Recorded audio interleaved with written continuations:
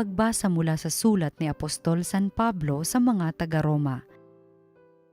Mga kapatid, nagsasalita ako sa karaniwang paraan para madali ninyong maunawaan kung paanong ipinailalim ninyo ang inyong sarili sa karumihan at sa kasamaang palala ng palala, ngayon na may ihandog ninyo ang inyong sarili sa katuwiran sa ikapagiging banal ninyo. Noong alipin pa kayo ng kasalanan, hindi kayo saklaw ng katuwiran, ngunit ano nga ang napala ninyo sa mga bagay na iyon na ikinahihiya ninyo ngayon?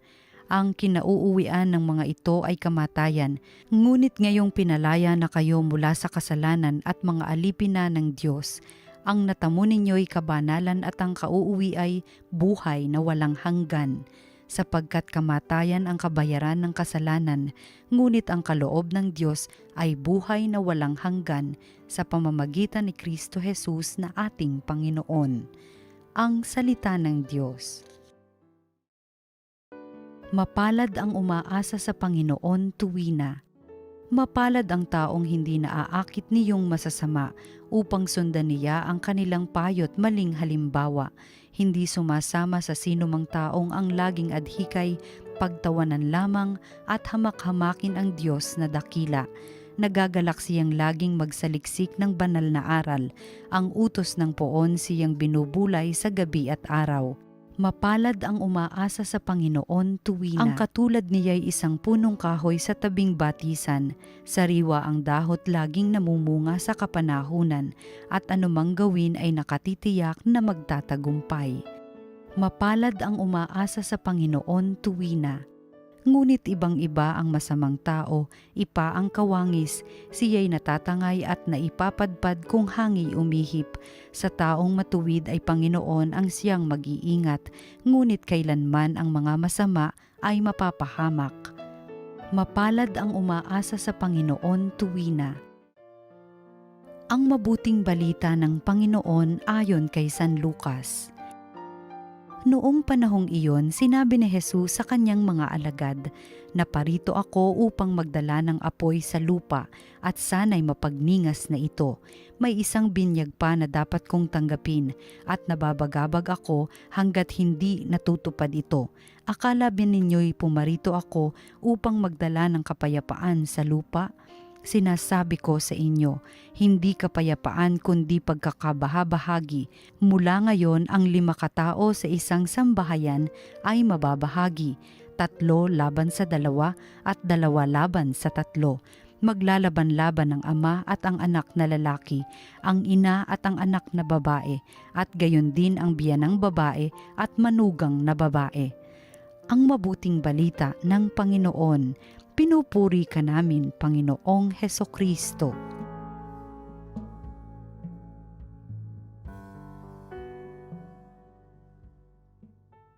Magandang araw po mga ginigiliw naming taga-subaybay. Tayo po ay nasa ika-29 na linggo sa karaniwang panahon, buwan ng Oktubre, buwan ng Santo Rosario.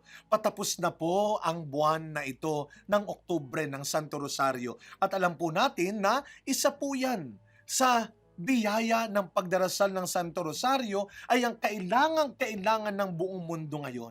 Hindi lang ng pamilya mo, hindi lang ng kalooban mo, kundi ng buong mundo. Biyaya ng kapayapaan.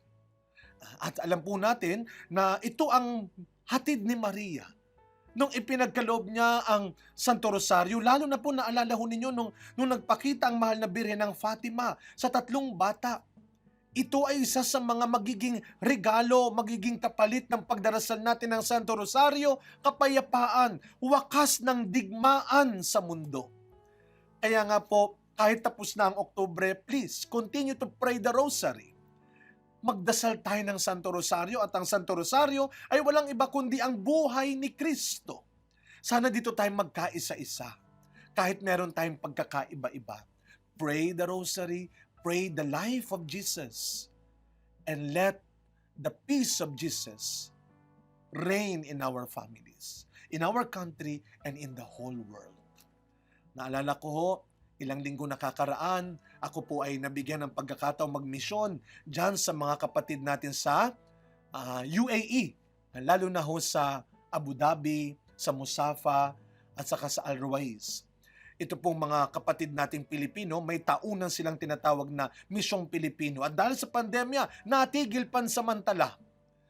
Kaya ho itong kakaiba ang aking pagdalaw, medyo espesyal dahil first time ulit nilang magkita-kita magsama-sama.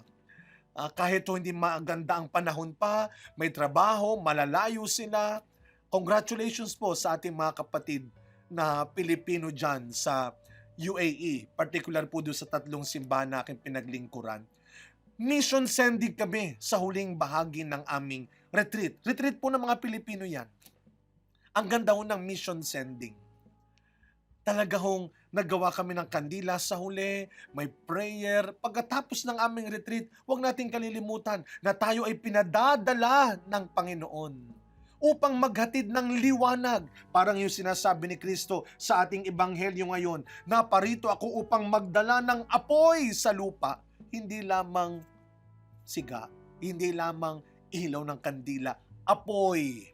At ang sabi ng Panginoon, at sana ito'y nagniningas na sa inyo ngayon. Tandaan ho natin nung tayo ay kinumpilan, lalo na. Pagtapos tayo binyagan, ilang taon, kinumpilan tayo at tinanggap natin ng Espiritu Santo. Alam ho natin na isa sa mga simbolo ng Espiritu Santo, ang apoy. Yung para bang naglalagablab. At ang sabi ng Panginoon, sana ngayon ay naglalagablab na ang apoy na iyan sa inyo. When we receive the Holy Spirit, sana nararamdaman, nakikita sa atin yung paglalagablab ng apoy ng Espiritu Santo. Paano mangyayari yon? Kung tayo ay may puso, dugo ng isang misyonero. Pag sinabing misyonero, hindi ka lang magsasalita. Higit sa lahat, ikaw ay gagawa. At sometimes, yun ang isang mga hindi natin magawa. Nahihiya tayong gawin.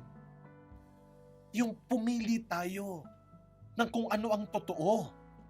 Yung piliin mong gawin yung mabuti. Nahihiya ka.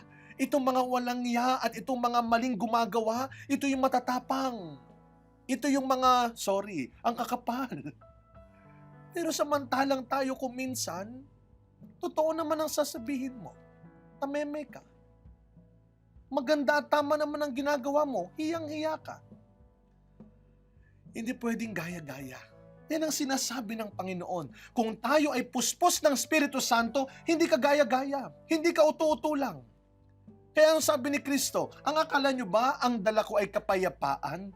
Baka sabihin ninyo, Father, di ba sabi mo kani-kanina lang that the rosary brings peace to our family, to the world. Pero yung kapayapaan ay hindi yung kapayapaan lang na naiisip natin. Walang away, walang tensyon, walang gulo, walang kontrahan. Hindi. Doon hinanda ni Kristo ang kanyang mga alagad. Hindi pwedeng gagaya lang kayo. Kaya nga lagi natin sinasabi sa ating mga matatanda, sinasabi natin, samahan niyo yung mga kabataan. Kayong mga pari, kayong mga leaders, kayong mga nakatatanda, samahan niyo. Kasi yan ang gusto ng mga kabataan ngayon. Sinasamahan sila, pero hindi sinasabayan ang kalokohan nila.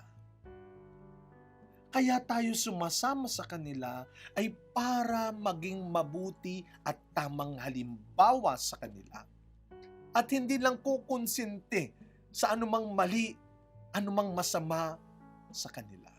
Kaya sabi ni Kristo, hindi kapayapaan, kundi pagkakabahabahagi.